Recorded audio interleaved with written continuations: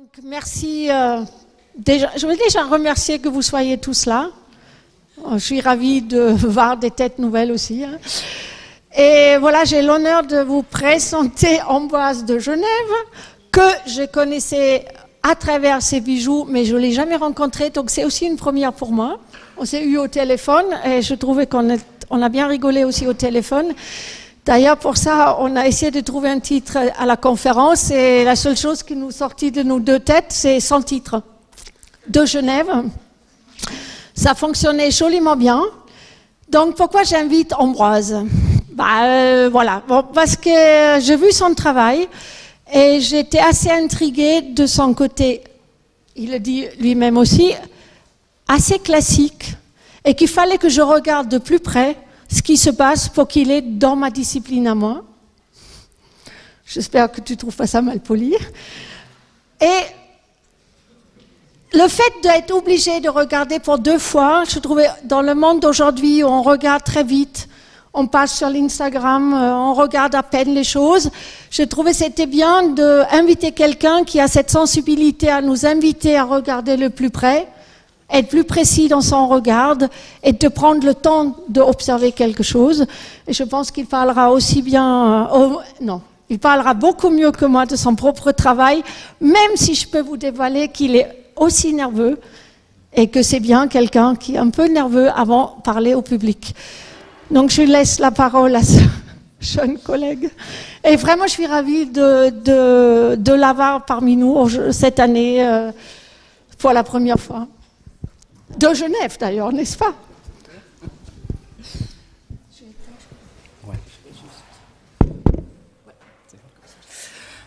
Eh bien, vous m'entendez?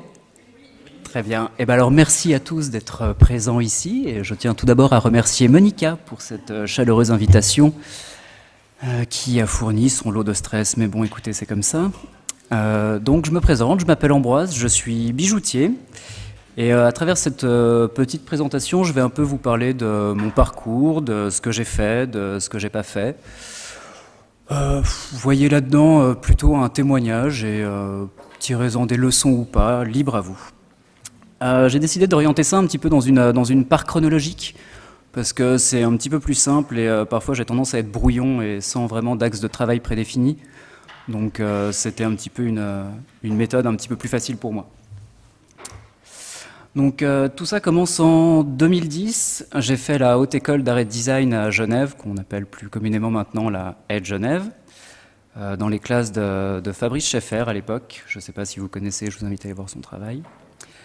2010, donc je passe un diplôme qui était pour... comment dire?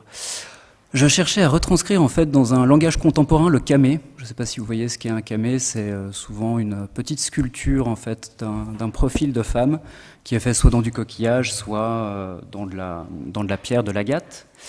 Et en fait, je voulais retranscrire un petit peu cette idée de bijoux un petit peu vieilli et un petit peu passéiste dans une optique plus contemporaine. Donc en traitant de choses qui parlaient un petit peu plus de nos idoles de mode ou de considérations esthétiques contemporaines qu'on pouvait avoir. Donc une série de broches. La notion d'éphémère était traitée là-dedans. Je parlais un petit peu de maigreur, d'obésité. C'était après, avec le recul, un travail assez médiocre, je pense. Je suis un petit peu passé à côté de ce que j'aurais voulu réellement faire, mais c'est pas grave parce que j'étais un petit peu engagé dans ce truc et parfois on ne prend pas vraiment de recul, surtout dans les diplômes, on a un peu la tête dedans et bon, ben, c'est pas grave. On fournit un travail médiocre, mais bon, on a son diplôme. Donc ça marche, en fait, c'est un peu ce qu'on nous demande. On ne peut pas toujours exceller dans ce genre de domaine. Donc suite à ça, en fait, j'ai fait un peu, je savais pas trop quoi faire, donc le plus simple pour moi était un petit peu d'aller travailler, de faire un stage dans une entreprise. Je me suis un petit peu servi du réseau de l'école pour ce genre de choses, parce que c'est en même temps toujours assez facile, on côtoie pas mal de professionnels, et c'est des gens qui eux-mêmes ont un réseau, donc c'est un petit peu plus simple, ils ont tendance à vous connaître, ils connaissent un petit peu vos qualités ou vos défauts, et ils peuvent un peu vous orienter. Et du coup, j'ai eu un petit peu le choix entre soit aller à Londres ou aller à Paris, et je dois dire qu'à l'époque j'étais un petit peu frileux et peureux, et je venais un petit peu de la campagne, et Londres c'était quelque chose qui m'effrayait un petit peu à cause de problèmes de langue ou ce genre de choses.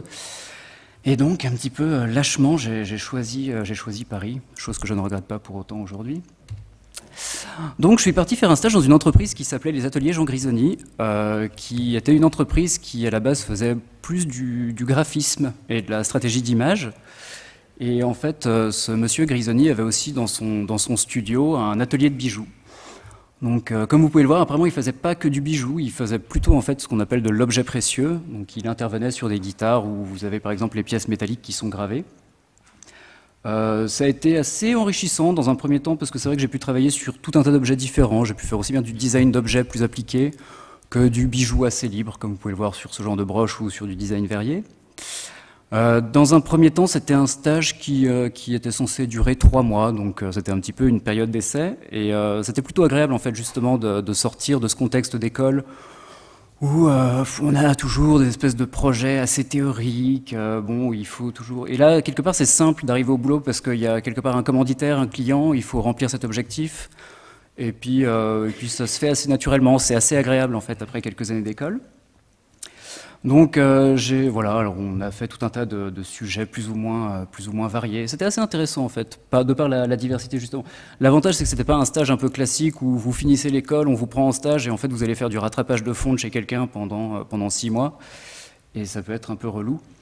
Mais bon, ça arrive encore dans pas mal d'endroits. Mais là du coup c'était pas du tout le cas. Donc comme vous pouvez le voir, c'était des objets plus ou moins variés. Après ça, en fait, j'étais vraiment bien là-bas et je pense qu'on s'entendait bien avec Grisoni et du coup, il m'a proposé un petit peu de prolonger ce stage, mais en me permettant aussi, moi, d'avoir du temps pour moi dans la semaine. Donc, il m'avait dit, bah écoute, ouais, continue le stage, mais si tu veux, tu te consacres un petit peu de temps, genre un jour par semaine, tu te démerdes et tu viens à l'atelier, parce que j'avais accès du coup à l'atelier, et tu travailles pour toi. Tu peux venir le week-end, tu peux venir le soir, enfin... Et il m'a laissé comme ça un petit peu gérer entre ce que je faisais pour lui, donc comme vous pouvez le voir, des choses à la fois très classiques et un petit peu moins. Et donc du coup, en fait, ce stage m'a un peu mené jusqu'à 2011. Et là, à la fin, bah, ce stage était un petit peu fini. Donc en fait, il m'a dit clairement que je ne serais jamais salarié dans la boîte. Et ça m'allait très bien, parce que j'avais pas forcément envie de ça non plus. Et du coup, il m'a dit, bah écoute, mets-toi en tant qu'indépendant. Et tu continues à travailler pour moi, tu développes ton boulot, et puis tu te débrouilles pour trouver d'autres clients. Donc je suis devenu indépendant. Mes parents étaient contents. Donc après, du coup, ça c'est le premier travail que j'ai fait justement en tant qu'indépendant. Alors une espèce de collection comme ça qui... que dire, qui m'amusait en fait terriblement à l'époque parce que l'idée c'était de reprendre un petit peu tous ces espèces de grands classiques du bijou, la chevalière, cette espèce de boucle d'oreille qui pourrait être une boucle d'oreille victorienne toute noire, et de jouer un petit peu avec ce genre de code parce que quand je suis arrivé à Paris, c'était un petit peu la mode du petit chien, du carlin, du chihuahua, et c'était un peu cool. Et c'est vrai qu'à Genève il n'y avait pas autant de petits chiens, et ça m'avait un petit peu marqué. Et donc j'ai essayé de développer comme ça cette espèce de collection en jouant sur les patines et sur ce rapport en fait entre quelque chose qu'on a très vu, la chevalière, tout le monde a déjà vu une chevalière, ce genre de bague, tout le monde a déjà vu, mais d'apporter un petit côté un petit peu drôle dedans ou un petit peu bizarre. Et je pense qu'une des pièces les plus réussies par exemple de cette collection était ce bracelet qui reprend très clairement des codes qui sont identifiables par tout le monde. Qui sont vraiment ce bracelet antique qu'on a tous vu avec des phénix ou avec des griffons, et de jouer avec ça, de jouer un petit peu sur l'absurde, le chien étant très peu en fait représenté dans le bestiaire du bijou, et d'apporter des patines à travers ce genre de choses, lui donner une petite connotation antique. Donc voilà, j'ai mis vraiment assez longtemps à développer cette première collection, ça m'a pris presque 1 an parce que je pense que quand on sort de l'école, on a un peu du mal à prendre des choix, qu'est-ce qu'on fait, mais on peut tout faire, mais à quel moment je prends des décisions, et j'ai mis presque 1 an en fait à développer cette collection, ce qui est très long. En fait, je pense que si je devais retravailler maintenant sur quelque chose comme ça, en 15 jours ce serait fait, parce que c'est pas grand-chose non plus, quoi. Donc il y a toujours cette notion de temporalité qui m'intéresse un petit peu. 2012, je continuais toujours donc à travailler pour les ateliers Jean Grisoni, et par contre il me fallait un petit peu plus d'argent pour financer mes propres pièces, parce que j'étais en autofinancement, et du coup en fait il a fallu que je trouve un petit peu d'autres clients pour qui je faisais de la sous-traitance. Donc j'ai rencontré un jeune styliste qui voulait développer en parallèle de ses vêtements en fait toutes des collections d'accessoires très inspirées par la nature, comme vous pouvez le voir. il y a un espèce de mauvais côté Rick Owens d'une époque. Et du coup, c'était un petit peu, entre guillemets, bâtard comme collection, parce qu'il voulait développer quelque chose de série, mais avec des éléments complètement naturels, comme vous pouvez le voir, comme du bois de serre ou des cristaux qui devaient être adaptés sur des pièces. Et puis, en même temps, il fallait vraiment avoir un travail de designer là-dessus, c'est-à-dire qu'il fallait faire des fiches techniques, mais en même temps, c'était un petit peu compliqué à gérer. Et d'ailleurs, je vous montre celle-là, parce que c'est un peu ma petite préférée dans mes documents de relations clients. Quand vous avez un client qui vous fait ce genre de document de travail en disant « voilà, je veux ça », waouh, c'est hyper précis, c'est chouette. Et puis quand vous dites « mais alors au niveau des cotations, je fais quoi? Les mesures, c'est quoi? C'est quelle taille ?» Puis il dit « je sais pas, je t'ai donné un document. » Et ben voilà, débrouillez-vous. Donc autant dire que ça prend quand même quelques petits allers-retours avant d'arriver au produit final. En parallèle de ça, j'ai développé une espèce de deuxième collection qui était... je ne sais pas trop d'où ça sort, à vrai dire, parce qu'en fait, je suis plutôt quelqu'un qui aime bien travailler le métal et la matière. Et en fait, dans ce studio de graphisme chez Jean Grisoni, c'est des graphistes, donc ils ont tendance à quand même consommer du papier, surtout à l'époque. Et du coup, en fait, je suis tombé un petit peu sur les poubelles de papier et je me suis dit, oh bah tiens, on pourrait peut-être faire quelque chose avec. Surtout qu'il y avait un espèce de balancier. Je ne sais pas si vous voyez ce que c'est un outil qui permet de presser un petit peu fort. Et donc, j'aime bien en fait dépendre, mais vous allez le voir, dépendre d'une technique en fait pour faire des pièces. Donc, puis ça m'amusait. Il y avait un espèce de jeu comme ça entre le volume qui était assez présent autour du cou et puis des pièces qui au final étaient très légères. Donc voilà. 2013. Alors 2013, ça a été une année un petit peu pas charnière, mais presque, parce qu'en fait j'ai eu ma première proposition d'expo solo à Genève, à la galerie Tactile, qui était en fait la galerie de Fabrice Schaeffer, qui était mon prof à l'école à Genève. Donc c'est pour ça le réseau, ça sert. Et du coup, en fait, il m'avait proposé une expo, mais parce que lui, il avait vu les chiens, en fait, et il avait trouvé ça assez marrant, mais il m'avait dit, en fait, du coup, t'as quand même pas assez de pièces pour monter une expo solo. Donc ce serait bien que tu cravaches un peu et que tu fournisses d'autres pièces.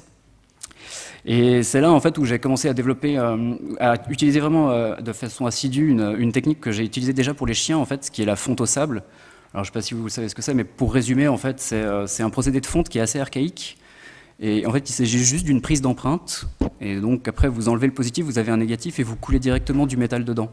Et c'est quelque chose d'assez basique. On ne peut pas aller très loin dans les formes. C'est assez c'est presque brutal comme procédé, parce qu'on coule le métal nous-mêmes dans un espèce de petit creuset en sable. Mais j'aime bien cette espèce de rapport très simple. Et je dois dire qu'en fait, toute la collection chien, en fait, à la base, je l'avais faite comme ça, parce que contrairement au fait d'aller chez un fondeur, quand on sort de l'école, on n'a pas forcément conscience de ce genre de choses. Mais quand on va chez le fondeur, en fait, c'est un vrai coût. Et quand on sort de l'école où on n'a pas forcément d'argent, en fait, le plus simple, ça peut être de passer par ce genre de procédé, parce qu'en fait, mis à part du temps, ça ne coûte rien. Donc, du coup, j'avais un petit peu cette passion de ce procédé qui est, je vous encourage un jour à essayer si vous avez l'occasion. C'est vraiment super, parce qu'on se sent un petit peu comme un sorcier avec du métal en fusion dans les mains. C'est juste incroyable. Et du coup, je voulais un petit peu... j'étais tombé en fait au hasard au BHV, parce que j'adorais aller me promener au BHV quand j'étais à Paris. Et au rayon BHV, au rayon bricolage du BHV, il y avait des super trucs, vraiment. Et il y avait ce petit grillage, justement, que vous pouvez voir. Et je voulais intégrer, en fait, ça me faisait rire d'intégrer, en fait, quelque part un objet qui était très industriel, vraiment le petit grillage en acier zingué à la con qui ne sert à rien, qu'on peut trouver partout, à une espèce de technique complètement archaïque comme ça. J'aime bien ce genre de jeu de temporalité, en fait. Donc là, toujours avec cette... Alors oui, il y a aussi le côté des patines qui est un peu une obsession chez moi. J'ai cette espèce de rapport... Je suis très admiratif, en fait, de ce qui se passe au niveau des matériaux. Et ces couleurs vertes, par exemple, c'est ce qu'on appelle des verts de gris, sont des façons faciles en fait, de connoter le temps passé pour moi. Donc, vous voyez, des espèces d'objets, j'aime bien créer des espèces d'objets hybrides comme ça. Ils sont identifiables, mais un peu bizarrement. Donc voilà, 2014, j'ai continué un peu à travailler sur ce petit grillage parce que... un coup, j'aime bien, en fait, je ne m'inscris pas forcément dans une logique de travail prédéterminée. J'étais là, par exemple, pour cette pièce, retomber en fait, sur un sachet de poudre de perles, parce que quand j'étais à l'école, j'avais écrasé des perles, parce que c'est toujours un peu marrant de désacraliser des matériaux précieux comme ça, et de se confronter un peu à ce genre de choses, je trouve. Et du coup, j'avais intégré ça pour essayer de créer un espèce d'objet un petit peu perdu des fonds marins, et qui m'amusait. je dois dire, il y a toujours cette espèce de petit côté un petit peu de la désacralisation quand vous arrivez et que vous cassez des perles. Déjà, votre perliste, il fait la gueule. Et puis les gens trouvent ça un peu irrévérencieux. C'est pas les actes les plus irrévérencieux du monde non plus, hein, je vous l'accorde. Donc en parallèle, j'ai continué toujours ce travail sur les oxydations, notamment sur des formes plus géométriques, parce que je trouvais intéressant en fait ce discours entre une forme qui est très définie. C'est compliqué de dire cette forme est actuelle, cette forme ne l'est pas, parce que les formes, ça fait longtemps qu'on utilise les mêmes. Mais en tout cas, dans notre représentation commune, voir ce genre d'objet pose toujours une petite interrogation. Normalement, quand on voit un objet qui est oxydé comme ça, il est plutôt cabossé, les angles ne sont pas aussi bien définis. Donc c'est un espèce de travail un petit peu léger, un petit peu simple comme ça, mais qui me plaît. Ça fait partie de ma logique de travail. Il faut que les objets que je produise à un moment donné me plaisent, sinon ça ne sert à rien de travailler. J'ai recontinué à travailler en fait beaucoup après avec ce procédé de fonte au sable, parce que j'avais en fait, en traînant un petit peu chez des fournisseurs, j'avais récupéré un vieux stock de pierres de synthèse. Les pierres de synthèse, pour la petite histoire, qui sont exactement la même chose que des pierres naturelles, sauf que ça évite que ce soit des enfants qui les extraient dans des mines. Et du coup, j'aimais bien ce rapport très simple. Là, encore une fois, j'utilise ce procédé de fonte au sable. Et le geste est très basique. Il s'agit juste de mettre les pierres dans le fond du moule, de couler du métal par-dessus. Et en fait, au sorti de ça, vous avez une bague. Donc, quelque part, c'est un geste hyper simple, quelque part un peu radical, parce que mettre du métal en fusion sur du matériau entre guillemets précieux, bon, normalement, on ne le fait pas, ça se fait pas. Les pierres, elles doivent être serties de telle ou telle façon, ça doit tenir. Et j'aime bien ce côté très... c'est basique, ça prend pas 5 minutes, mais presque. De couler le métal sur ces pierres, ça prend 4 secondes. Après, il y a un peu plus de travail de finition. Mais en tout cas, c'est très spontané. Et j'aime bien de temps en temps, c'est pas non plus une révolution, mais c'est toujours prendre cet objet que tout le monde connaît, qui est une bague, avec des pierres, et avec une technique qui a plus de 2000 ans, qu'est-ce qu'on en fait en fait? Et c'est toujours le jeu en fait, de ce genre de vieilles techniques, qu'est-ce qu'on peut faire avec ça? Et qu'est-ce qu'on peut faire avec des choses avec lesquelles on fait des bijoux depuis toujours, à savoir du métal et des pierres? Comment on les retranscrit avec quelques ruses, quelque part, dans un langage un petit peu différent. Ouais, ça fait aussi partie des petites parenthèses que j'ai pu faire. À un moment, je m'étais dit, ah bah tiens, je vais faire des pièces qui sont un petit peu plus graphiques, ça va être facile à vendre, ça va être super, ça va cartonner. Non, parce qu'en fait, c'est de l'émail qui est appliqué, et faire ce genre de pièces avec de l'émail, c'est extrêmement long. Et du coup, ça marche pas très bien. Donc j'ai un petit peu arrêté. 2015, j'étais toujours aux ateliers Jean Grisoni, où je continuais. Après, mon travail là-bas a pris de plus en plus d'importance. Je suis devenu quelque part un petit peu l'assistant de Grisoni, et j'ai fini par gérer en fait toute sa production. Lui intervenait comme designer, et moi aussi sur quelques projets de temps en temps. Et après, je l'accompagnais partout sur tous les projets d'expo. J'avais quelque part ce rôle d'assistant, de petit gars à tout faire. 2015, alors toujours dans les recherches, la fonte au sable est vraiment quelque chose qui m'obsède un petit peu, comme vous pouvez le voir. Mais là, du coup, après, j'ai fait beaucoup de recherches sur les états de surface. Là, par exemple, c'est du niel. Je ne sais pas si vous savez ce qu'est le niel, mais basiquement, c'est un alliage qui était utilisé, qui était déjà connu dans l'Antiquité. En fait, on met du soufre, du plomb, du cuivre et de l'argent, et ça crée un alliage qui est très noir, dont on se servait en fait pour combler le fond des gravures. On voit aussi beaucoup ça dans les bijoux Renaissance. Et en fait, c'est une recette qui a été perdue pendant très longtemps et qui a été retrouvée en fait à peu près au Moyen-Âge, à la période des alchimistes, justement dans cette optique de transformer l'or en plomb. Alors là, clairement, ça transforme plutôt l'argent en plomb. Et du coup, ce qui m'intéressait dans ce procédé de niel, il y a du plomb normalement, et c'est assez toxique, donc logiquement, on n'est pas censé faire des bijoux au plomb. Et en faisant des recherches, on peut trouver des procédés en fait, pour extraire le plomb de tout ça.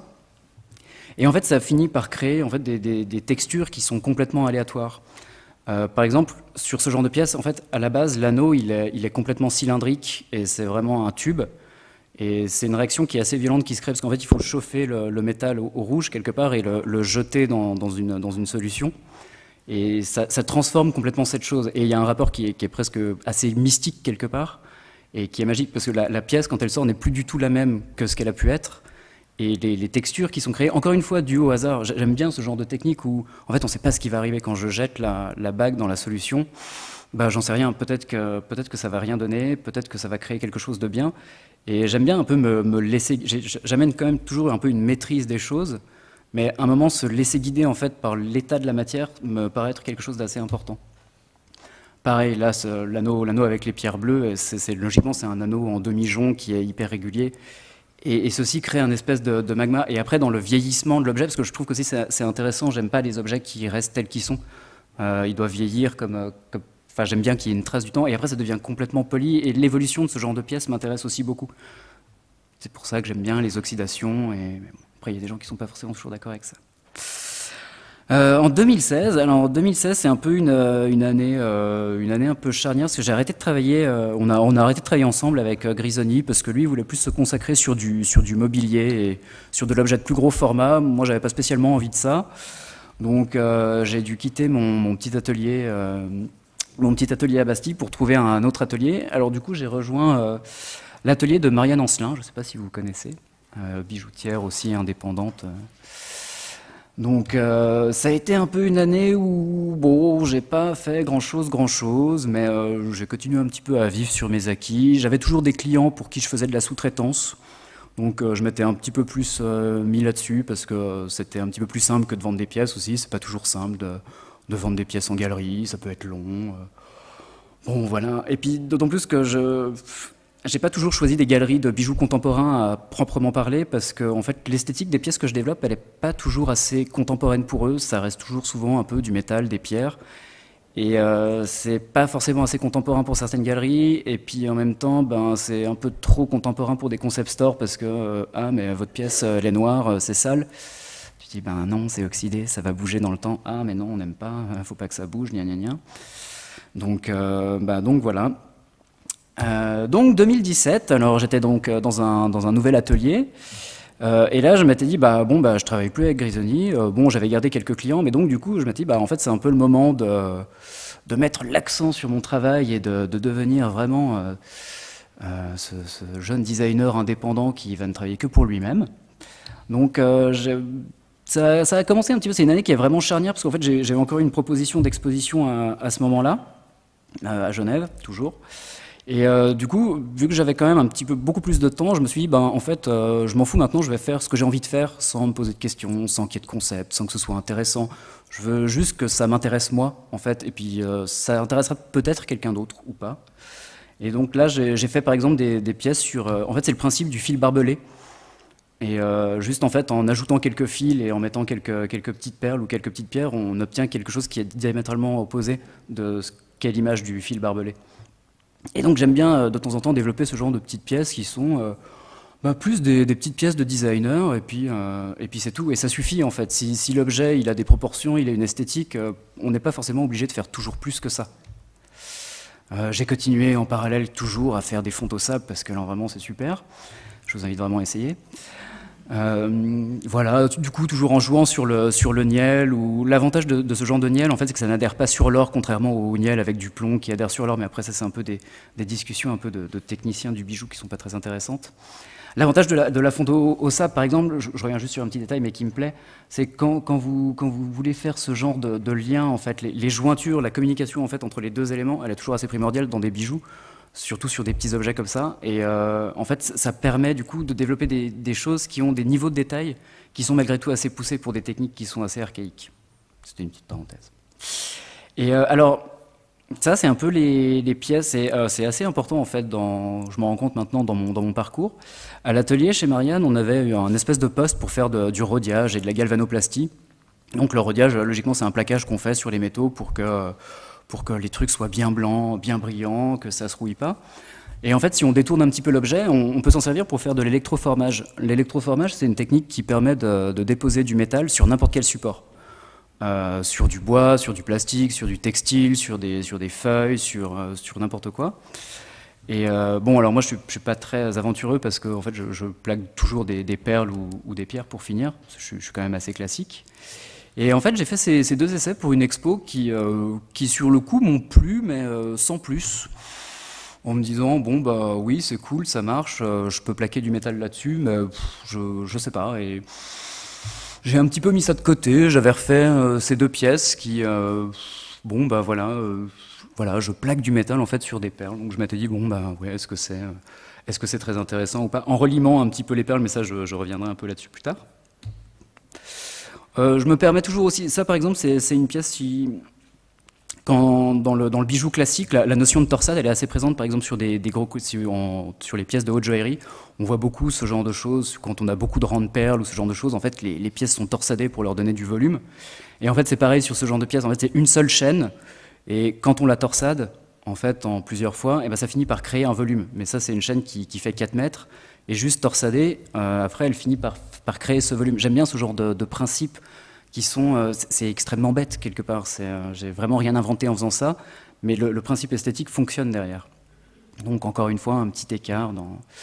Ah ben voilà, oui, j'avais quand même fait des petits plaquages sur des plantes, là, comme vous pouvez le voir, et puis toujours un petit peu des essais d'oxydation. Les boucles d'oreilles sont celles avec les disques.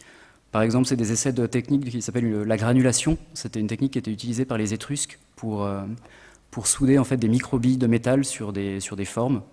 Je ne vous ai pas mis d'image, mais vous irez voir si vous ne voyez pas à quoi ça ressemble. Et en fait, ça permet de souder des petits volumes sur des plus gros, en fait, sans apporter de soudure extérieure. J'aime bien en fait, m'intéresser comme ça à ce genre de techniques, parce qu'on peut toujours créer un langage avec ces techniques. Ces techniques servent à faire quelque chose, mais quand on les détourne un peu, on peut faire tout un tas d'autres choses avec. Et c'est le rapport que je trouve intéressant. Là, pareil, en fait, c'est un collier de perles, mais j'aime bien vraiment les dames avec des colliers de perles. Et ça me fait rire un petit peu de jouer avec ces classiques comme ça, comme la chevalière. Et voilà, c'est pas des actes qui sont très forts, mais qui m'amusent en tout cas et qui me font un petit peu rire. Donc vient 2018. 2018, c'est encore un peu une année, comment dire, charnière. J'aime bien ce mot. Parce qu'en fait, je suis parti m'installer en Belgique parce que ma camarade a eu un poste là-bas, puis du coup, on est parti à Anvers, donc en Flandre. Et du coup, en fait, au moment de partir, je me suis dit bon bah c'est cool, c'est un peu une nouvelle vie. Alors là, j'ai complètement arrêté tout le travail de sous-traitance que je faisais encore pour des gens, les trucs de designer que je faisais parce que c'était pas enfin, j'aurais pu en Paris-Anvers, c'est pas très loin, mais en fait, j'en avais un peu marre. Et en fait, c'était assez chronophage au final de voir des gens leur développer leurs pièces, intervenir en tant que designer dessus, combler parfois en fait les lacunes parce que vous avez des gens qui veulent faire de la création, mais en fait ils veulent faire de la création mais sans trop savoir comment ni pourquoi. Et donc des fois on y passe un petit peu beaucoup de temps. Donc je pense qu'il faut aussi, ça je pense que c'est un truc qu'il faudrait que vous reteniez vous pour plus tard si ça vous intéresse. Il faut toujours faire attention entre ce que vous mettez dans votre job entre guillemets alimentaire. Et parce que des fois, on a vite tendance, malgré tout, à se faire bouffer et à voir exploiter. Bref. Donc, du coup, là, en Belgique, après, je me suis dit que c'était un petit peu... J'avais bien travaillé en 2017, j'étais content. Et du coup, j'ai continué un petit peu à développer des choses un petit peu plus simples, un petit peu en vivant sur mes acquis. Parce que, après tout, c'est toujours un petit peu les mêmes principes, mais dès qu'on change les proportions d'une pièce ou dès qu'on change un petit peu la disposition des pierres, eh ben, c'est jamais tout à fait la même chose en fait. Et c'est l'intérêt en même temps de ce genre de technique. C'est-à-dire que la fonte au sable, comme ça, on fait jamais deux fois la même pièce. Parce qu'en fait, le moule, il est détruit à chaque fois et on doit toujours recommencer. Donc c'est toujours un espèce de principe. C'est entre le design de série limitée et la pièce unique. Et c'est aussi un rapport qui est assez intéressant là-dessus, je trouve. Donc c'est vrai qu'à cette époque, je me suis dit, bah tiens, j'ai plus envie de faire des pièces, je vais faire des bijoux classiques. Donc je vais prendre encore une fois du métal précieux, des pierres, et puis et comment j'agence ça en fait pour que ça me plaise et que ça ait quand même une petite originalité. Donc j'ai passé ce temps à développer ce genre de choses qui sont enfin qui sont simples, qui fonctionnent esthétiquement, mais bon, c'est pas une révolution non plus dans le monde de la bague. Alors après j'ai redécliné un petit peu ces colliers parce que c'est toujours bien quand on a un truc qui marche, mine de rien, d'en profiter un petit peu. Et du coup, c'est la même chose que le collier de perles que je vous montrais tout à l'heure. Mais bon, bah voilà, on change les perles, on change un peu des proportions, puis en fait, on n'a pas tout à fait le même produit. Et c'est vrai que c'est des pièces qui sont relativement simples comme ça à développer. Mais l'idée de base, en fait, la mise au point, ça prend toujours un petit peu de temps, en fait. Et c'est jamais le truc tout fait comme ça qui prend 10 minutes non plus. Et c'est un peu ce que j'aime bien, c'est que c'est à la fois pareil, mais à la fois jamais pareil. Et même pour moi, quand je fais les pièces, c'est vrai que enfin, c'est insupportable de faire 10 fois la même pièce. Donc c'est toujours des procédés qui me plaisent. Donc voilà, on change les proportions, on file plus gros, on joue un petit peu. Donc pour créer des rapports un petit peu différents.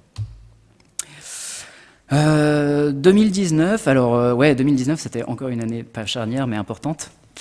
Parce que du coup j'avais de nouveau une expo et du coup là je me suis dit mais en fait en 2017 j'ai fait de l'électroformage et j'ai plaqué des perles et en fait ça marchait bien et je m'en suis pas servi du tout sur 2020. Entre 2017 et 2018 j'ai rien fait en fait de ce procédé qui fonctionnait bien. Des fois c'est aussi la temporalité un petit peu des choses, c'est qu'on fait quelque chose et on se rend pas forcément compte que c'est bien. On le laisse là, ça traîne un peu à l'atelier, on regarde ce truc en se disant bro c'est pas mal et puis après un jour on se réveille comme ça puis on se dit mais en fait c'était pas mal, putain je vais peut-être refaire ça. Et là du coup je me suis mis à plaquer des perles mais alors à tout bout de champ, quoi. Donc en fait le principe il est assez simple, c'est que je fais des structures avec des perles, après je plaque le métal par-dessus et en fait je recoupe si vous voulez cette structure. D'ailleurs vous voyez en fait ici là, il y a une face qui est plate, c'est pas forcément évident mais je vous ai pris une bague après comme ça vous pourrez voir en vrai ce que ça donne. Parce que du coup ce qu'on finit par voir en fait à l'intérieur, c'est plus cette perle qu'on voit normalement, qui est cet objet qui est presque un petit peu, je trouve assez banal. J'aime beaucoup les perles, mais bon, bah, c'est une boule qui est un petit peu irisée, c'est beau. Mais en fait, ce qu'il y a à l'intérieur de la perle, quand on la coupe et quand on la repolie, c'est encore plus beau, c'est incroyable. Et c'est justement, c'est ce que disait Monica tout à l'heure, c'est prendre le temps de s'arrêter sur quelque chose et de le regarder en détail. Et j'aime bien ce rapport où on regarde en fait cette image de ce qu'a été la perle, quelque part elle est détruite, elle c'est plus cette grosse perle qui était bien dodue, bien irisée, et en fait on voit juste cette image de petite perle qui sera jamais récupérable en fait. Et ce rapport me plaît pas mal.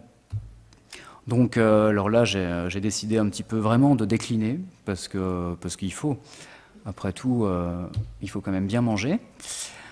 Et du coup, voilà, encore une fois, bah, c'est le collier de perles. Bon, bah, c'est juste des perles qui sont un petit peu plus baroques. Et puis, en fait, bah, elles sont juste plaquées, mais de temps en temps, ça crée un objet un peu mystérieux.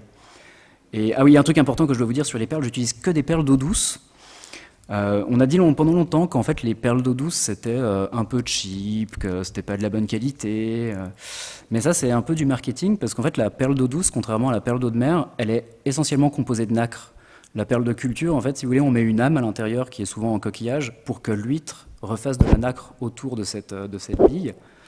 Et en fait, quoi qu'en disent les perlistes, bah, du coup, c'est de moins bonne qualité.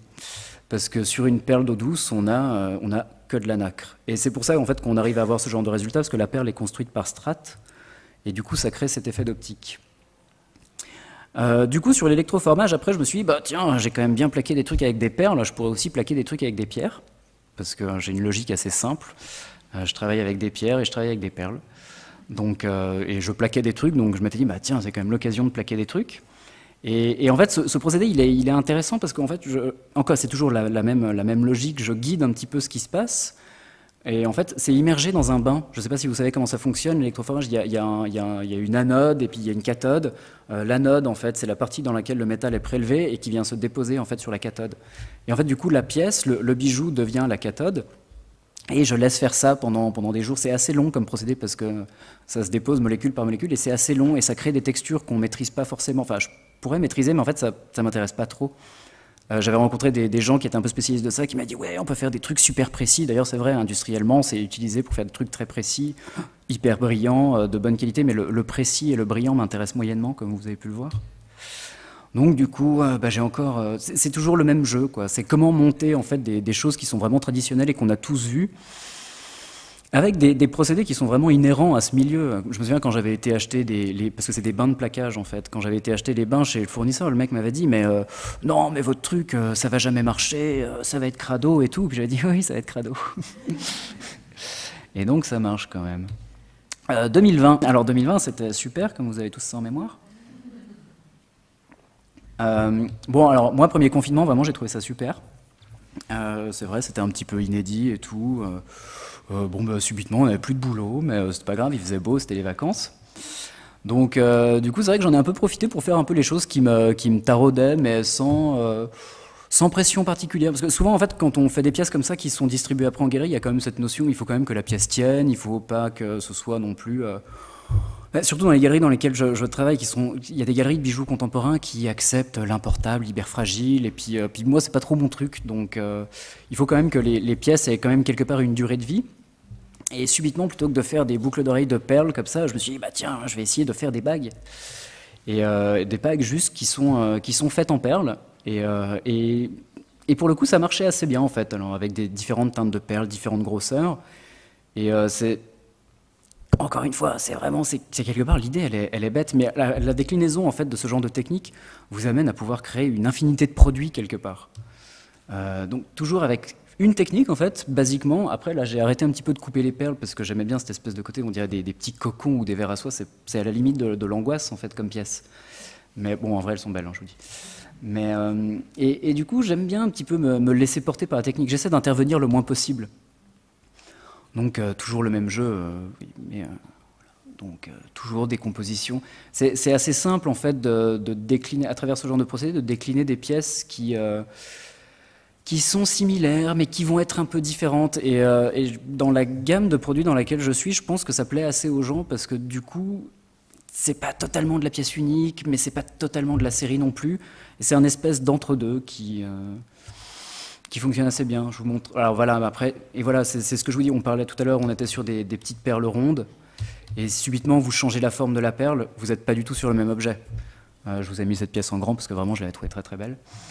Mais c'est quand on se plonge vraiment à l'intérieur de ce genre de détails, il y a une profondeur qui est juste incroyable en fait.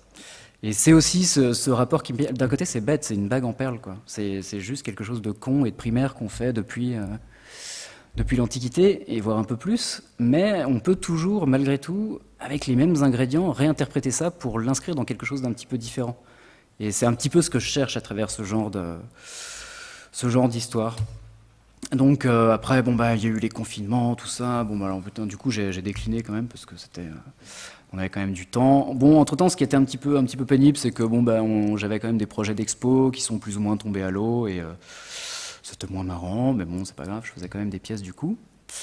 Ça justement, c'est ce qui se passe, c'est du côté de l'anode en fait. Je me suis rendu compte que dans les bains de plaquage, le métal qui était extrait de l'anode, il avait tendance à laisser apparaître en fait la texture de la pièce.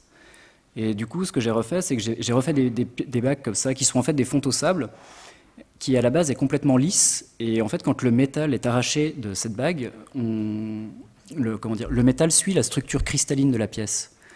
On ne sait pas forcément que le métal en fait a des structures cristallines. Et en fait, tous les petits éclats que vous voyez, en fait, c'est juste des petits cristaux qui brillent dans des sens différents. Et encore une fois, c'est la même technique, mais c'est juste un moment s'arrêter et puis dire ah waouh, mais qu'est-ce qui se passe en fait avec ça, et comprendre les techniques et regarder avoir cette espèce d'attention pour le détail. Si j'avais jamais regardé, si j'avais jamais mis le nez dans mon bain, ou en essayant en tout cas et en expérimentant, je me serais jamais aperçu de ce genre de résultats qui après c'est toujours la porte ouverte à la déclinaison fatalement. Donc là, après, j'avais une expo en Hollande. Alors, c'est une pièce qui, je la montre, mais j'en suis pas entièrement satisfait. Je trouve qu'il y a trop un côté naturaliste. Peut-être que là, j'ai voulu trop réunir de choses différentes. C'est-à-dire que les branches, là, c'est ce métal cristallisé, et puis là, en fait, bah, c'est les perles qui sont plaquées. Peut-être que c'est trop de choses, peut-être qui sont mises ensemble du coup à un moment et on finit par perdre un petit peu la radicalité du process. Mais bon, c'est toujours bien de parler de ce genre de choses. Alors bon, j'ai continué un petit peu à développer des choses qui étaient faciles et simples, mais subitement ce collier de perles, bah, au lieu de mettre un brin, vous en mettez 4. C'est pas la même pièce. Une autre petite lubie annexe. La rivière de diamants, ça a toujours été, c'est génial quoi, la rivière de diamants qu'ont les dames ou les hommes qui ont un petit peu de moyens. Ça m'a toujours vraiment fasciné et je m'étais dit bah, comment on peut faire encore. J'aime bien ces classiques du bijou et jouer avec. En fait, c'est une source un petit peu intarissable d'inspiration. Moi, je pense que j'ai pas vraiment d'inspiration à proprement parler, hormis le bijou en fait et ce qu'on a fait dans le bijou et juste jouer avec ça. Et je pense que c'est déjà un terrain de jeu qui est assez énorme. Donc là, pareil, en fait, c'est le même principe de torsade. Il y a juste une grande chaîne de chatons. Les chatons, c'est les structures qui tiennent les pierres. Et en fait, juste en torsadant ça, et après en électroformant un petit peu ça, on perd un petit peu, on perd de la brillance. Vous voyez, il y a un petit peu de métal sur les pierres. C'est créer en fait à la fin un espèce de répertoire formel avec toutes les techniques que j'ai réussi à accumuler comme ça pour essayer de créer des choses. Donc après, effectivement, j'ai vu que j'avais bien plaqué des perles et que j'en avais un petit peu marre. Je me suis dit, bah tiens, je vais replaquer des pierres. Chose que j'avais déjà fait en 2017 et quelque part c'est un peu une solution de facilité aussi parce que c'est des choses qui fonctionnent et c'est toujours un petit peu le même jeu, c'est reprendre ces mêmes ingrédients, comment je les agence pour qu'ils aient l'air un petit peu différents. Donc des pierres en veux-tu en voilà. Donc quand on les regarde de loin, en fait c'est pas si surprenant que ça, mais de près quand on regarde les détails, moi je pense que c'est un peu mon défaut, je fais souvent un peu des pièces quelque part un peu pour bijoutier. Parce que quelque part, la personne lambda va se dire « Oh, bon, bah oui, c'est bon, bah d'accord. » Mais je sais que les gens bijoutiers à qui je montre ce genre de pièces disent « Ah, mais t'es con, comment tu fais, gna gna gna. » Enfin, et ça crée toujours une espèce d'interrogation comme ça, parce que c'est pas forcément évident le petit système technique. C'est peut-être un peu aussi le défaut des fois de certaines pièces, je pense. 2021, c'était pas très bien. Je trouvais que c'était une année nulle. Parce qu'en fait, c'était un climat qui était un petit peu lourd pour tout le monde, je pense. Il y avait moins d'expos, il y avait moins de choses qui se passaient. Et du coup, c'est vrai que j'ai un petit peu profité de cette année pour bien vivre sur mes acquis et décliner un petit peu bêtement sous toutes ses formes, toutes les coutures. Vous changez la forme de la pierre, vous n'avez pas la même boucle d'oreille. Donc c'est d'un côté assez satisfaisant et c'est pas... Bah voilà, ça permet quand même de faire des pièces sans trop y réfléchir et sans trop se creuser la tête. J'ai continué toujours un petit peu à faire un petit peu d'électroformage, fatalement. Donc après, bon bah voilà, encore un petit peu d'électroformage sur des pierres. J'ai eu une petite période en fin d'année, en fait, je suis retombé sur des pièces que j'avais fait à l'école en béton et en perles. Et je m'étais dit, bah, c'est pas mal, en fait, vu que je lime des perles, je savais un petit peu à quoi ressemblait l'aspect des perles, en fait, qui sont limées. Et du coup, ça m'a pris comme ça un matin en me disant, bah tiens, je vais refaire ça. Ça ressemble un petit peu à un terrazzo, vous savez, ce sol italien qui est très tendance aujourd'hui, dans les objets décoratifs aussi. Et donc, toujours cette espèce de jeu. Alors là, je sors un petit peu du métal pour aller vers le béton. À mon avis, c'est à travailler encore un petit peu. J'ai fait ça de façon un petit peu spontanée. Je pense que des fois, c'est bien aussi de travailler de façon un petit peu empirique et de faire une chose quand on a envie de la faire et de voir ce qui fonctionne pas et de prendre un petit peu de recul là-dessus. Donc voilà, différents essais plus ou moins qualitatifs et fructueux, comme vous pouvez le voir. Mais bon, c'est comme ça arrive. Et du coup, on en vient en 2022. Je pense qu'il va falloir que je me remette un petit peu à créer des choses. Parce que j'ai une expo en juin, donc ça va être le moment, mais pour l'instant j'ai encore rien fait, je dois le dire, mais je pense que ça va venir, et puis vu que là c'est un petit peu la fin de ce contexte un petit peu lourd qu'on a subi pendant quelques années, je pense que ça va être super, donc on verra, et peut-être que je vous reverrai pour vous parler de ce genre de choses. Merci de m'avoir écouté.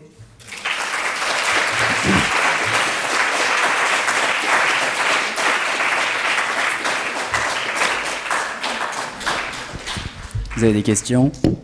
Est-ce que vous avez des questions? Il y a un micro si vous voulez. Est-ce qu'on peut peut-être allumer la lumière, si ça ne vous dérange pas? Merci. Bon, merci déjà. C'était pas trop long. Bon, vous prenez 5 minutes pour vous saisir, ressaisir. Je suis extrêmement contente. Regardez le passé, ce qui se passe et qui est actuel. Je pense que ça résonne pour certaines. Hein? Je suis extrêmement contente parce que je ne m'attendais pas à ce point-là à un écho de ce qu'on a fait en 3e et 4e année. À quel point c'est important de regarder ce qui existe et ce qui n'existe pas. Et si vous avez des questions, il n'y a pas de questions, simples. Vous pouvez venir me poser des questions après si c'est un peu intimidant maintenant. Hein. Mais faites profiter tout le monde. C'est ça la question en public. On n'entend pas. Mais je coupe.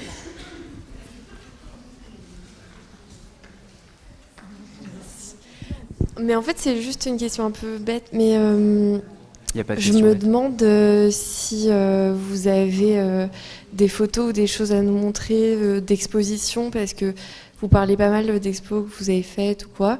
Et je me demande comment elles sont montrées, ces pièces, et par rapport aussi aux détails, et, comment observer le détail via, je sais pas, la mise en contexte dans une exposition. Enfin voilà, je me posais cette question-là.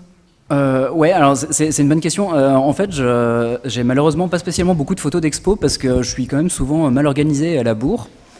Donc j'arrive toujours un peu dans les expos, un peu la veille comme ça, avec mes pièces, et puis en me disant ah j'ai pas fini. Donc en principe on fait la scénographie avec le galeriste parce que c'est vrai que c'est quand même un petit peu leur boulot de galeriste. Puis ils ont l'habitude, ils sont rodés à cet exercice. Après, ils ont un petit peu quelque part l'équipement pour ça, et c'est une habitude. La mise en évidence d'un objet, quelque part, elle est pas si compliquée que ça. Enfin, je pense que, et même si on a un peu du mal avec ce genre d'exercice, il vaut mieux rester sobre. Il n'y a rien de pire qu'une vitrine dans laquelle il y a 50 pièces. Vous mettez une pièce dans une vitrine, même si elle est très grande, c'est pas grave, elle va prendre une dimension. Et en fait, toutes ces questions aussi de la présentation, elles sont hyper importantes, vous avez raison. J'en parle pas parce que si j'avais en plus dû parler de toute façon, ça aurait été un peu long pour vous, je pense, et vous m'auriez détesté. Mais c'est pas très compliqué, je trouve, la mise en évidence. Ça joue sur peu de détails, en fait. Mais je pense que si on reste un petit peu sobre, avec la bonne lumière... je sais pas, je réponds à votre question, là, ou pas? Mais après, la façon dont on expose les pièces, il y a 100 000 façons d'exposer des pièces. Il n'y a pas de règle préétablie pour ça. Moi, j'aime bien justement les choses hyper sobres, hyper simples, pour mon travail. Mais j'aime bien aussi voir des scénos qui sont complètement baroques, qui sont surchargés. Enfin, peu importe, c'est comme dans tout ce que vous faites. En fait, il faut qu'il y ait un esprit global, il faut qu'il y ait une cohérence. Et il faut que ce soit de qualité. Après, par exemple, c'est pas trop ma tasse de thé, les mises en scène baroques, mais j'apprécie ça aussi. C'est une question de choix personnel, en fait. C'est comme quand vous faites une pièce, quoi. C'est qu'est-ce que vous voulez mettre dedans. Et après, les moyens de le faire, je sais pas, tout est faisable, quoi. Il n'y a pas de choses bonnes ou mauvaises, quoi, en fait. Bonsoir. Bonsoir. Donc moi, c'était surtout par rapport aux perles. Mm-hmm. J'ai vu qu'à un moment donné, en fait, vous aviez écrasé des perles. Mm-hmm. Et comment vous aviez... Enfin, qu'est-ce que vous avez mis comme... comment dire? Comment vous avez fait pour arriver à ce que ça puisse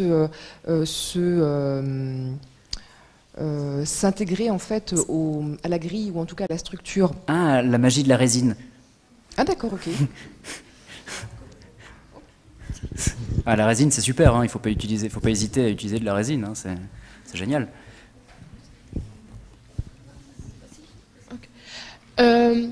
Par rapport aux perles, quand vous... Tu peux me dire quand tu mets le métal autour des perles, tu viens couper et polir, et comment tu gères ça autour des pierres? Eh ben, bonne question. Non, si, en fait, parce qu'en fait, le procédé électroformage, en fait, ça marche parce que la surface, elle est rendue conductrice. Parce qu'en fait, c'est l'action du courant électrique qui fait que le métal se plaque petit à petit. Et donc, s'il y a des zones où le courant passe, le métal va se déposer. Mais si on évite certaines zones, en fait, le métal ne va pas se déposer. Et tu peux faire ça en fait, tu peux mettre une réserve. En fait. Sur les pierres, c'est un petit peu plus simple. Parce que, en fait, la perle, si tu la mets dans le bain, c'est des bains qui sont relativement acides. Donc, en fait, ça finit par manger ta pierre. Donc là, il faut que tu mettes un vernis spécial par-dessus pour les protéger. Mais sur le cas des pierres, par exemple, tu peux juste mettre entre guillemets, ta peinture conductrice là, juste aux endroits où tu veux que le métal aille. Après, bien sûr, ça déborde un petit peu. Enfin, je laisse déborder volontairement. Hein. Il faut que ça court un petit peu dans tous les sens. Mais voilà. Bonjour. Bonjour. Moi, j'aimerais savoir pourquoi vous ne faites pas des photos portées sur des gens. Il y a des bagues, je me demande comment elles peuvent tenir sur la main. C'est pour ça que j'en ai pris une. Quel genre de bague, par exemple? Un peu toutes. Un peu toutes. Alors, bon, déjà, j'ai une passion un peu pour les grosses bagues. J'aime pas trop les petites bagues et je trouve que... Enfin, ça, c'est très personnel, mais les toutes petites pièces, c'est vraiment pas ma tasse de thé et je trouve que c'est vraiment juste une bonne invention de bijoux de crise. Enfin, bref, ça, c'est autre chose. Parce qu'en fait, quand on regarde l'histoire du bijou, on n'a jamais vraiment vu de petits bijoux. Mais ça, c'est très personnel. Et après, en fait, je fais pas de photos portées parce que, comme je disais tout à l'heure, je suis souvent un petit peu à la bourre. Et en fait, les photos, je les fais souvent la veille de l'expo ou un peu la semaine avant. Et faire des belles photos portées, je trouve que c'est aussi particulièrement compliqué. Vu que je suis à la bourre, je ne travaille pas avec un photographe. Je fais les photos moi-même et c'est plus simple d'avoir mon petit appareil, mon petit studio photo et hop, de vite faire des photos à minuit, 1h du matin. Et j'ai pas toujours une belle main à porter. Et en même temps, c'est pas mon métier. Je fais des photos qui sont très basiques. C'est pas extraordinaire en termes de photos. C'est pas mon métier en fait d'être photographe. Je fais un petit peu en fonction du, voilà, je fais au mieux avec ce que j'ai. Et la photo portée, c'est long. Il faut bloquer quelqu'un, on emmerde un peu quelqu'un. Tiens, tu me prêtes tes mains, machin. Il faut que les mains soient belles. C'est très compliqué de trouver des belles mains aussi qui vont bien en photo parce que les mains c'est assez horrible en photo. Ça fait vite un peu petite créature angoissante. Donc non, c'est vrai. Mais vous avez raison. D'ailleurs, c'est un peu un problème. Les gens se projettent pas trop. Mais en même temps, c'est des produits aussi. Je trouve que la photo portée elle se justifie tout à fait quelque part dans le cadre d'une vente sur support type numérique, mais en fait c'est pas des pièces qui se vendent sur internet, donc en fait faire des photos portées m'apporterait pas grand chose. Les gens vont les voir en galerie ces pièces, donc ce serait presque une perte de temps pour moi quelque part. C'est plus le rapport à la matière plutôt. Qu'est-ce que ça va donner sur le potentiel acheteur, acheteuse? Oui, c'est ça. Les gens ont besoin de les toucher, de les essayer. Enfin, je pense que ça s'envisage un petit peu comme ça. C'est pas un achat qu'on fait comme ça en disant « Ah tiens, j'ai vu cette pièce sur Internet, je vais l'acheter ». Sauf personnes qui ont un petit peu l'habitude de ça, mais sinon, non, je pense pas.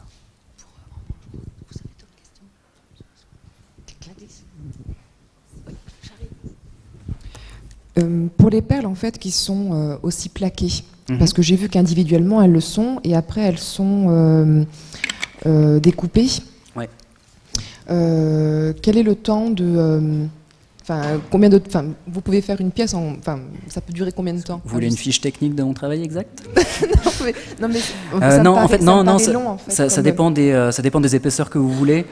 Généralement sur attendez, je vais vous retrouver une image. Généralement, attendez, je trouve que je trouve des perles parce qu'on est dans les pierres. Généralement, je vais y arriver. Ce genre de pièce là, c'est à peu près 24 heures. Mais en fait là, on a l'impression qu'il y a pas beaucoup de métal. C'est moins d'1 millimètre en fait l'épaisseur totale du. Par exemple, la bague qui circule là, elle passe 4 jours dans le bain en fait. D'accord. Merci. C'est assez long comme procédé. Mais en même temps, c'est un procédé. Tant s'il y a des choses qui sont dans le bain, ou si on a plusieurs bains, ça va plus vite. Et puis, on peut faire tout un tas d'autres trucs pendant ce temps-là, en fait. C'est aussi l'avantage de ce genre de technique, c'est que, quelque part, pendant que je dors, les pièces, elles se font, quoi. Donc, c'est pas mal. Ça me permet d'avoir, en tout cas, une capacité de production qui peut être assez intéressante, en fait.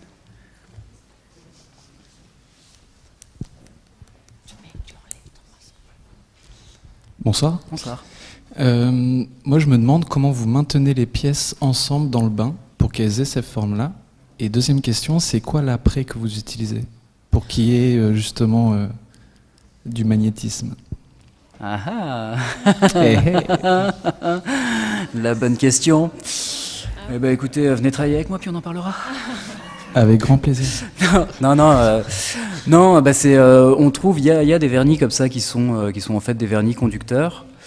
Moi, j'utilise ce genre de choses, quoi. Donc, et par rapport à oui, alors après, en fait, je mets pas plusieurs pièces dans le bain parce que je trouve que c'est toujours un petit peu le bordel. Après, au final, parce qu'en fait, le métal provient un petit peu de l'extérieur et en fait, il va d'abord aller se coller en fait le métal va parcourir le chemin le plus rapide en fait.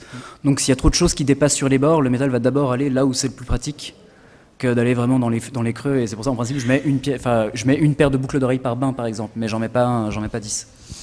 Donc sur la grappe qu'on voit par exemple à droite, ouais. Vous mettez une perle par une perle. Ouais, c'est ça. Non, je mets la paire. Ah voilà, ouais. Oui, je fais la paire. Non, parce qu'après c'est un petit peu au niveau des tensions ou ce genre de choses. En fait, c'est plus simple de mettre la paire comme ça vous avez plus ou moins le même plaquage. Parce que puis bon, après c'est une question de temps aussi. Enfin, après ça va m'ennuyer au bout d'un moment si c'est trop long quand même. C'est normal. Ouais. Deuxième petite question, c'était par rapport à la fonte au sable. Ouais. Le sertissage des pierres se fait avant ou il se fait après la fonte? Eh ben, il se fait pas en fait. Il se fait. Il se fait pendant. Je mets les pierres dans le fond du moule et je coule le métal par dessus. Oui, enfin, j'étais pas là au début, c'est pour ça. Ah, pardon. C'était juste, du coup, ça décolore vachement vos pierres, non? Pas du tout. Non? Non, parce qu'en fait, j'utilise que des pierres de synthèse. C'est faisable sur certaines pierres naturelles, genre diamant, saphir, rubis, grenat. Ouais. Ça marche. Il faut pas trop qu'il y ait d'inclusion dedans. Mais en fait, là, par exemple, c'est du spinel de synthèse. Et ça change pas du tout la couleur.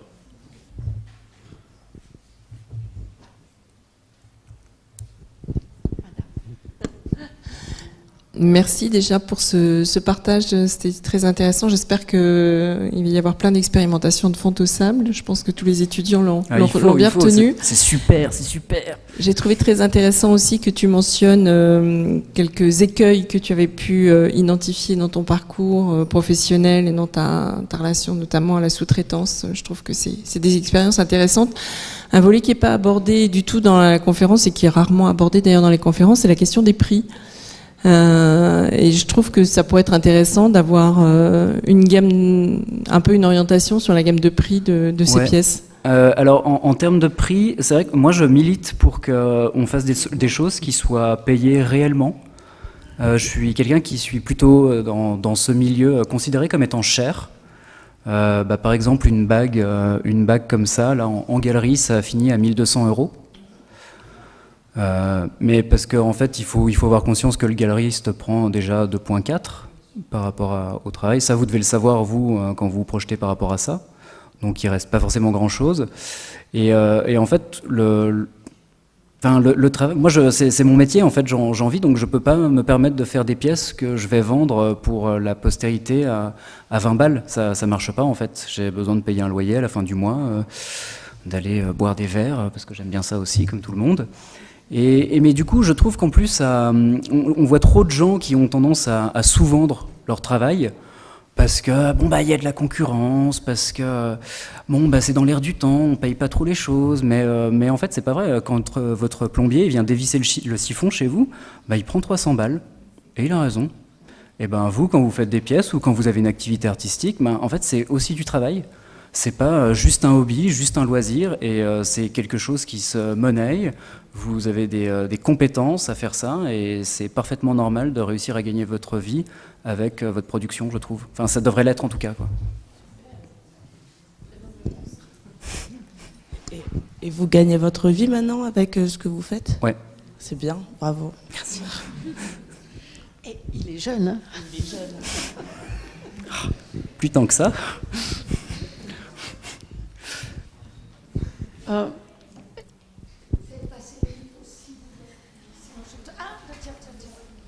là là, je peux. Et vous partez pas avec la bague, hein?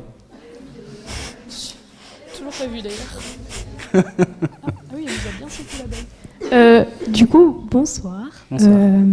Moi, j'aurais juste une question sur comment est-ce que vous séduisez votre public, mais en justifiant vos pièces. Parce que du coup, là, vous nous avez justifié vos pièces et ce qui vous avait motivé à les faire. Mais on est dans le cadre d'une conférence. Et après, je connais pas grand-chose à la vie, mais quand vous les vendez et quand vous les commercialisez, comment est-ce que vous arrivez à justifier vos idées, vos projets, vos concepts derrière? Justement, c'est un peu ce que je disais, je m'ennuie plus spécialement à me dire, tiens, il faut qu'il y ait un concept fatalement. En fait, je trouve que parfois, on a trop tendance justement à mettre l'accent sur le concept. Oh putain, il faut qu'il y ait un concept, il faut qu'il y ait un concept. En fait, des fois, le travers de ça, c'est qu'on a un peu trop tendance à s'enfermer dans le concept et pas assez dans la réalité du produit. Moi, j'ai décidé en fait d'être bijoutier. Je suis pas concepteur, je suis pas artiste. Vraiment, je fais des bijoux et en fait, c'est la perception des gens aussi, quoi. Et je pense que le fait d'avoir un certain prix, c'est du marketing un peu bête et méchant. Mais d'avoir un certain prix aussi justifie quelque part aux yeux des gens que c'est un produit de qualité. Et après, c'est un positionnement aussi en galerie. C'est toujours un petit peu pareil. Si par exemple, ces bagues-là, j'en dispose 50 les unes à côté des autres, elles perdent un petit peu de leur précieux. La perception n'est pas du tout la même que si vous en posez une et juste à côté, vous posez une autre paire de boucles d'oreilles. Et je pense que c'est des choses qui sont aussi... Je réponds à votre question ou... Oui ? Non, oui, d'accord. Et voilà, et du coup, ça me paraît normal de justifier. je sais pas comment. Et après, c'est aussi le travail du galeriste, ça, par contre, de présenter les choses correctement. Et je sais que ça a pu m'arriver de travailler avec des galeristes qui, je trouve, font pas leur travail correctement parce que les présentations sont pas belles. Ça va pas. Hein. Il faut être galeriste, c'est de la mise en avant de quelque chose. Or, fort heureusement, la majorité des galeristes font hyper bien ce travail. Et après, c'est à eux aussi de communiquer avec leurs clients. Moi, en fait, je vois pas trop les clients. En fait, moi, je laisse plus mes pièces à la galerie. Et après, la galerie, elle se débrouille, quoi. En fait, quelque part, ça, c'est pas mon boulot.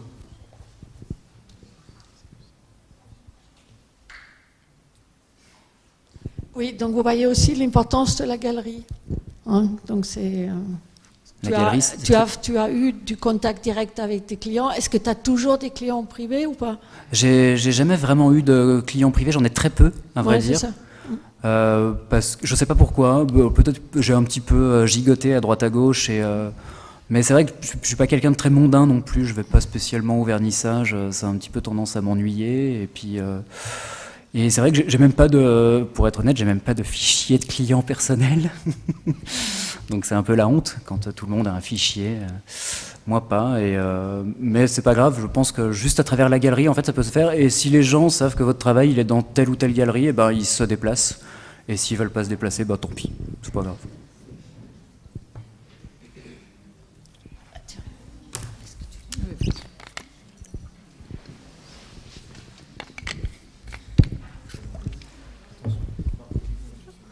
Oh waouh, ok.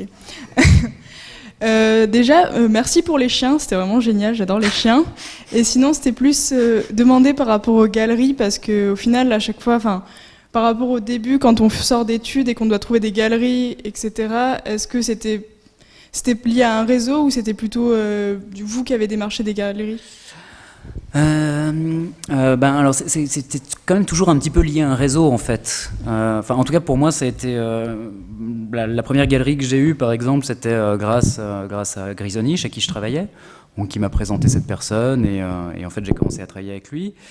Et puis alors c'est sûr que le réseau a son importance là-dedans, mais après aussi à force de travailler et de faire des pièces, les gens discutent un petit peu entre eux. Le réseau des galeristes, c'est pas non plus ils sont pas si nombreux que ça, donc ils causent un petit peu entre eux. Aujourd'hui, avec les réseaux, les gens voient ce que vous pouvez faire, en fait. Et moi, dans mon cas, il y a pas mal de gens... J'ai prospecté aussi un petit peu, c'est normal, parce que les gens sont pas toujours au courant de ce que vous faites. Et puis après, ça se construit un petit peu sur le long terme aussi. C'est quand même très rare, les gens qui sortent d'école et qui finissent dans les galeries les plus influentes de ce joli milieu. Donc moi, j'ai passé des années avec des petites galeries, et petit à petit, les choses se faisant... je commence aujourd'hui à être dans des galeries de renommée internationale, ouais. Merci, ouais, ça répond.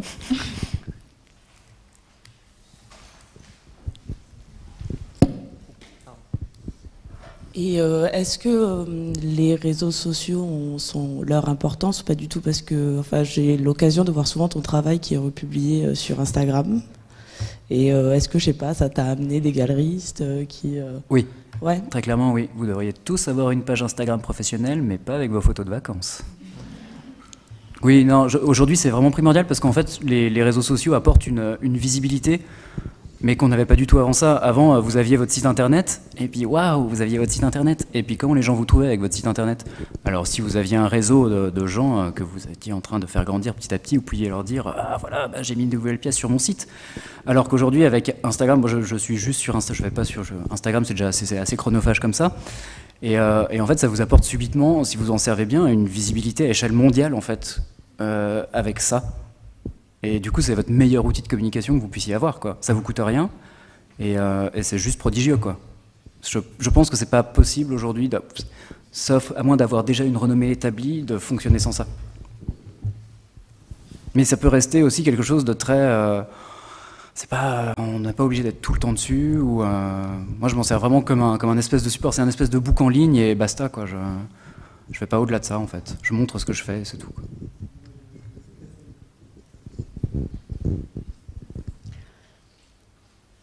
Est-ce qu'on a répondu à toutes les questions? Ou est-ce qu'il a répondu à toutes les questions? Bon, donc je veux de nouveau vous remercier d'être là, ou été là. Oui, merci. Vraiment, moi, je crois qu'on était très contents et merci d'avoir posé toutes les questions. c'est aussi bien, oser poser les questions. Comme on disait, petites questions n'existent pas, hein. Questions idiotes non plus. Donc, apprenez à poser des questions. Hein. Je sais que c'est difficile, il faut des fois un peu digérer ce qu'on a vu et les choses viennent petit à petit. Puis, si jamais vous voulez me poser des questions demain aussi, je serai par là. Donc, c'est peut-être des fois un peu plus simple aussi de venir me parler directement, ou même tout à l'heure, là, si vous voulez. Donc, pour ceux qui n'ont pas vu la bague, on va se jeter sur la bague tous. Hein. Partez pas avec. Hein. On va fermer les portes avant. Hein. Mais vous voyez à quel point c'est important d'avoir une pièce dans la main. Donc, merci d'avoir amené une pièce. C'est souvent, c'est ça le bijou aussi, c'est pouvoir le porter, pouvoir le poser et le toucher. Sinon, faites la sculpture et là, c'est une autre question. Même si c'est de la sculpture quand même. Donc merci et bonne soirée à vous tous et merci pour le déplacement. Merci beaucoup.